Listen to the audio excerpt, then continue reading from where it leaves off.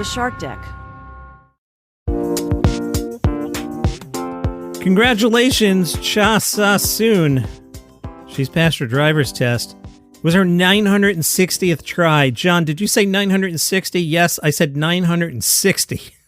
She first attempted the written test in April of 2005.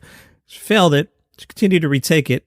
Then she passed. Then she had to take the practical test 10 times before getting her license.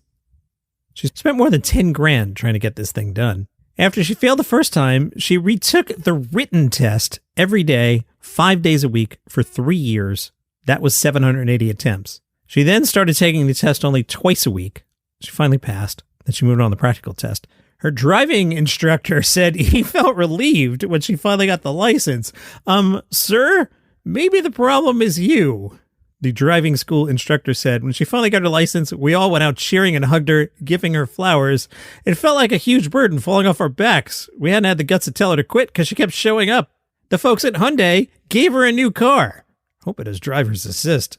Now, I don't know why she couldn't take a train, because even a robot dog can take a train. Some commuters were recently minding their own business when a robot dog got on to catch a train at the University Station in Sunderland. Professor John Murray was at the controls and said, I think the passengers were surprised to see a robot dog on the metro, and many were keen to have their photo taken with him. During the journey, there were many questions about what he's for and what he can do. Normally, we'd take the robot dog to events in the car, so it's good to get him out and about to see how we could take him around the city and meet new people. Congratulations to Mr. Pickles. He's a dad. Mr. Pickles is a tortoise. He's 90 years old. Mr. Pickles and Mrs. Pickles welcome 3 tortoise hatchlings. Their names Dill, Gherkin, and Jalapeno. Yeah, jalapeno's a pickle. You don't think of it as that, right? What do you think of it as? I don't know. Mr. Pickles has been a resident of the zoo for 36 years. He's been partnered with Mrs. Pickles, who's sprightly 53. She arrived in 1996. Radiated tortoises can live for up to 150 years. Zoo spokeswoman Jessica Reyes says how long they can reproduce is unknown, but apparently you can father more tortoises at age 90. Good news for Coral Amayai. You know that digital camera you lost back in 2010 while you were tubing on the river in Colorado? They found it. She remembers that day back in 2010. I'd gotten tossed from my tube, and I came back up, got my tube, and my camera was missing.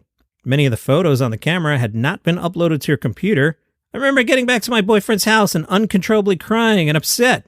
Well, recently, a fisherman found it in shallow water. Spencer Greenard told Fox 31, I was walking along and I saw it sticking out of the sand. It was in rough shape, so I didn't really have any hopes of getting anything off it. I was just planning to throw it away, and then curiosity got the best of me and I had to see what was on it.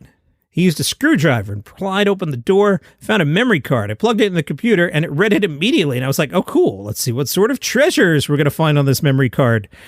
I have a feeling I know what he was hoping was on the memory card. Leave it there. While scrolling through the photos, he found images of a tubing trip, a bachelorette party, and a wedding. He posted some of the images on the local Facebook group and said, hey, did you get married on June 12, 2010? Did you have an ugly brown stretch station wagon at your bachelorette party? Do you recognize these people? If so, please contact me. Within an hour, people had come forward recognizing themselves in several of the images. He said, it was less than an hour after I made the post, and the groom for the wedding was like, that's me and my wife. Jillian McGee is a 3rd grade teacher in the Washington, D.C. area. She said, kids are going to tell you every little thing that's going on. They'd interrupt me mid-sentence in the middle of class with very random tattles on other students.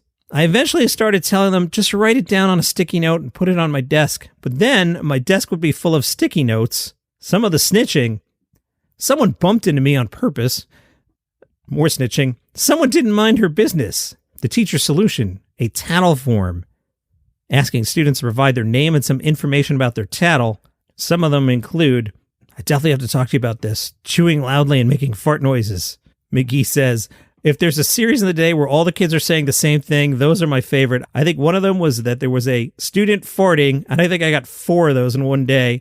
Chewing loud, I got 3 of them. When I put them in order, it just sounded like a story, and I was able to piece together what happened just based on what they said. That's your 5 good news stories for today. Follow the show for free on Apple Podcasts, Spotify, YouTube, wherever you get your shows. You have a great day.